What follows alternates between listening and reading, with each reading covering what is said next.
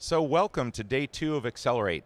Thanks for being here, and today it's my pleasure to introduce Jennifer Freeman. Jennifer is the VP of Finance and responsible for directing finance operations, including accounting, finance, FP&A, contracts at MCG Health, a part of the Hearst Health Network. She served MCG for the past 3+ years and assisted in its growth in providing guidelines and interactive solutions for healthcare. In June, she will complete an MBA from the University of Washington, and she has a BA Accounting from the University of Texas. Ladies and gentlemen, please welcome Jennifer Freeman. Thank you. So I'm here to talk about our journey, finding the right path on the quote to cash journey. A little bit about me. I've been in finance for the last 20+ years, the last about 12 years in healthcare. And I pulled this quote out because I'm going to talk about our journey, like I said, and the quote that resonated with me is, "The path to paradise begins in hell." So I'm going to talk about, first of all, where we started from and then how we got on the right path. A little bit about MCG. MCG is part of the Hearst Health Network. It helps healthcare organizations implement informed care strategies that proactively and efficiently move patients toward health. MCG's transparent assessment of the latest research and scholarly articles, along with data analysis, gives patients, providers, and payers the vetted information that they need to feel confident in their care management decisions. Specifically, what MCG does is creates and publishes medical care guidelines that are used by both payers and providers to determine medical necessity. And I've also included an article at the bottom of this slide about a white paper from one of our editors on observation care. And I'm going to show you a short video about what MCG does.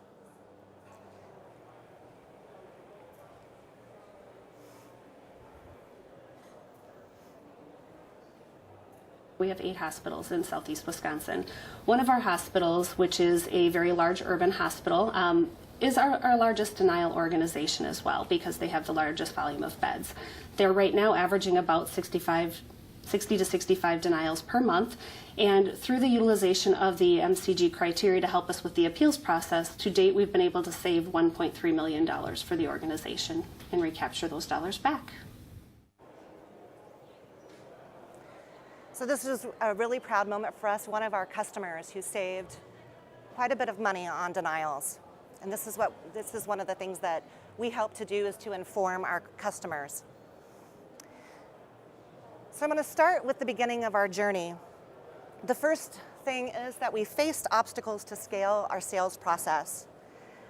So we had paper contracts, paper in files, we had emails, we had some information that was coming to us in Salesforce through a doc request that our salespeople filled out. But we would have to combine that with emails or special instructions, special processes from them, any sort of special provisions that our customers requested. And we would have to incorporate all of that into a contract. This created missing information. We had version control issues. It was chaos. I mean, it really was what I would say hell for us.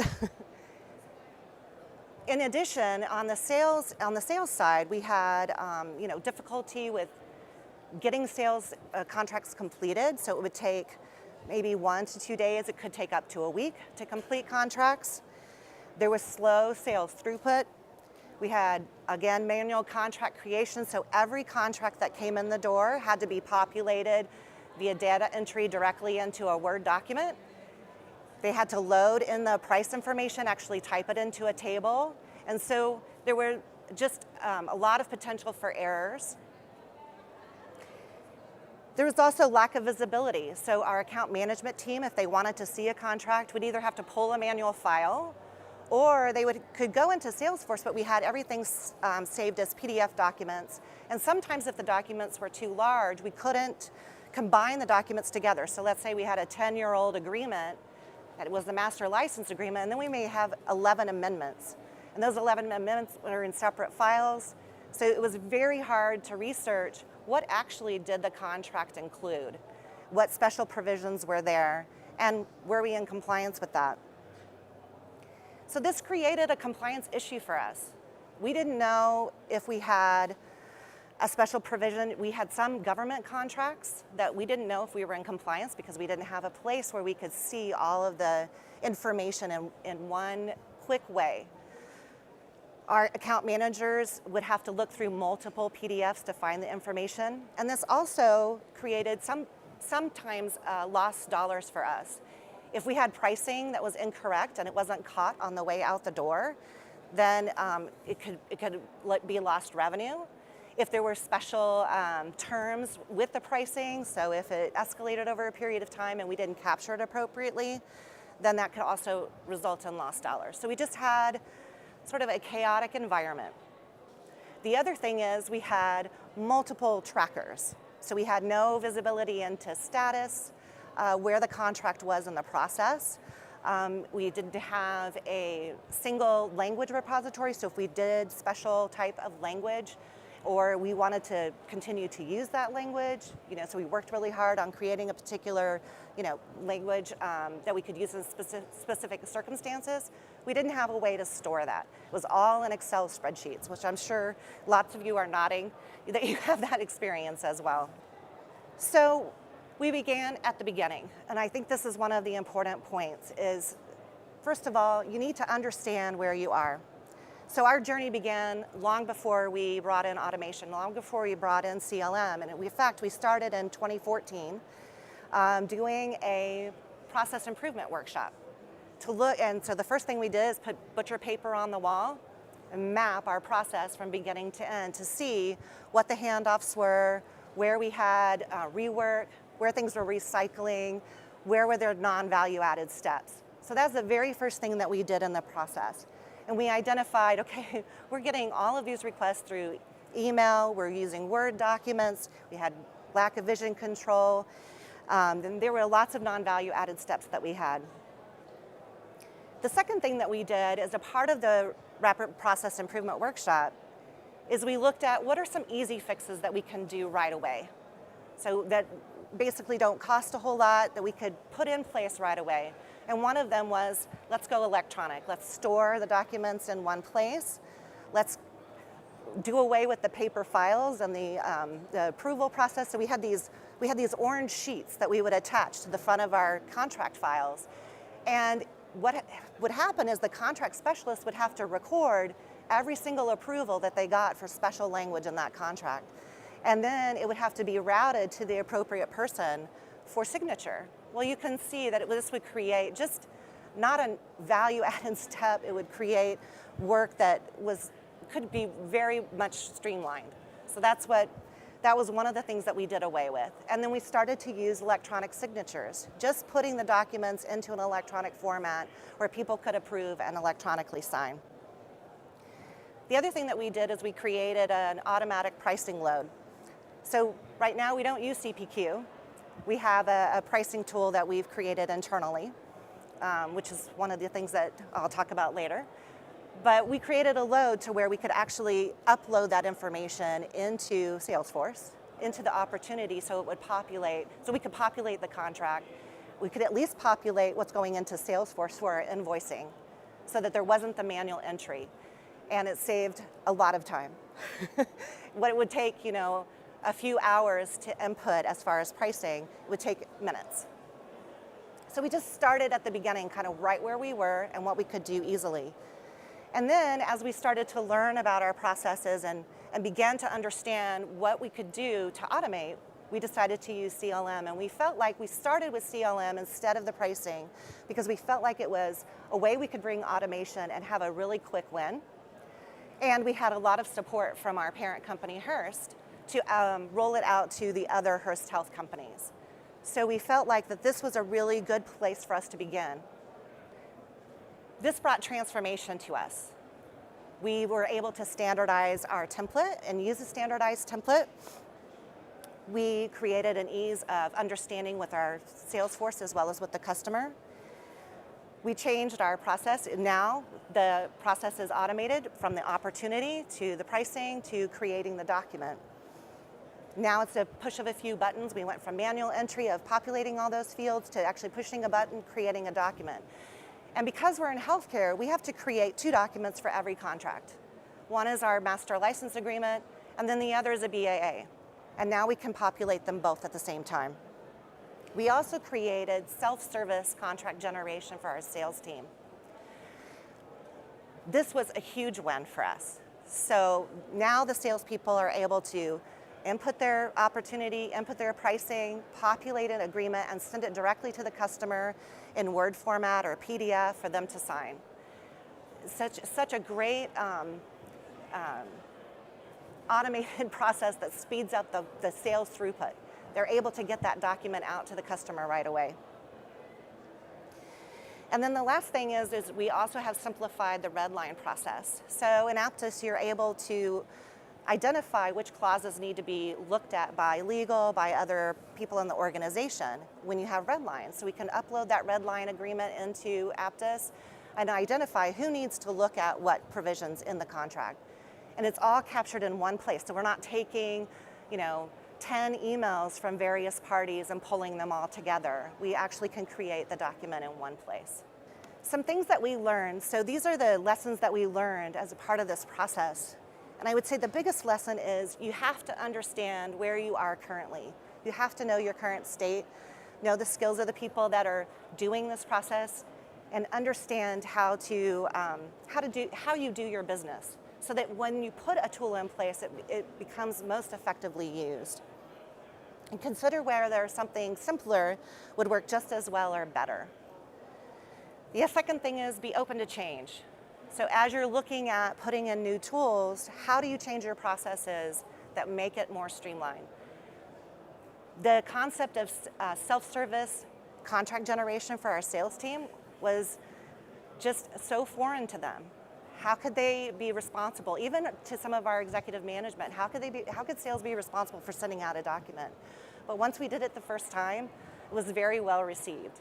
And our sales team just really embraced it. Also, continual communication of functionality, and not just functionality, but getting input from the stakeholders that you're working with. So it's very important for us to have multiple conversations with our sales team to be able to get their desires. What did they want to see in this tool? What were the things that they were scared about? What did they feel like they were going to lose as a part of this process? So really having those conversations continually.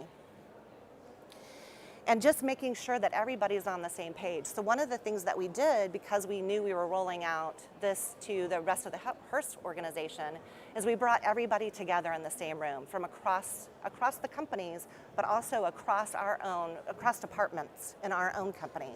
So we had account management at the table, we had sales, we had somebody from our customer success or fulfillment team to help us to understand what the business looks like and how this might impact them.